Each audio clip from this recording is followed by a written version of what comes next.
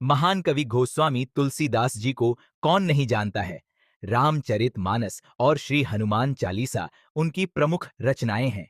लेकिन क्या आप जानते हैं कि तुलसीदास जी अपनी पत्नी से कितना प्रेम करते थे? जानने के लिए वीडियो के अंत तक बने रहे। और अगर चैनल पर नए हैं तो हमारे चैनल स्पिरिचुअल फैक्ट्स को जरूर सब्सक्राइब करें।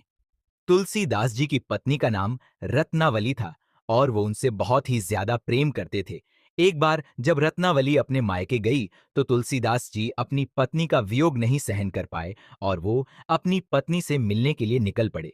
जब वो निकले तो उस रात बहुत बारिश हो रही थी और रत्नावली का गांव नदी के उस पार था। तुलसीदास जब नदी के किनारे पहुंचे तो वहां पर कोई नाव नहीं थी।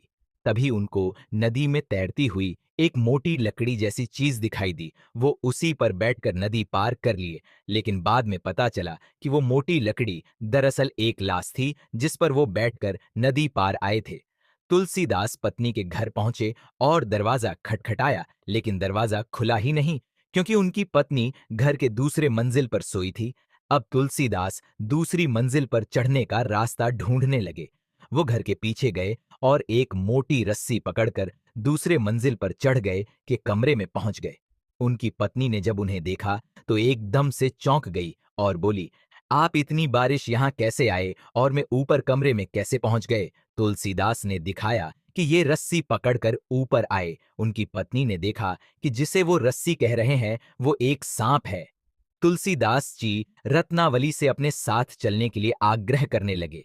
रत्नावली को तुलसीदास का इस प्रकार उसके मायके में आना अनुचित और समाज के लोक लाज के विरुद्ध लगा।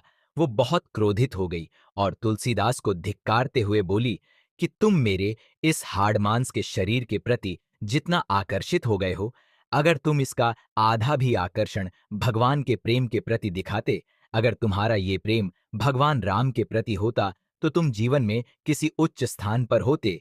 तुलसीदास को उनकी पत्नी द्वारा इतना लज्जित करना उनके हृदय पर एक आघात जैसा प्रतीत हुआ। पत्नी द्वारा अपनी अवहेलना वो सहन नहीं कर पाए।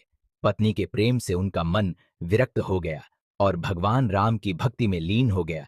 पत्नी के कड़वे बोल ने उनका मिलन श्री राम से करवाया और उन्हें ज्ञान की प्राप्ति हुई। फिर वो तुलसीदास से गोस्वामी तुलसीदास हो गए। उन्होंने रामचरितमानस, हनुमान चालीसा, विनय पत्रिका और बहुत से महाकाव्यों की रचना की।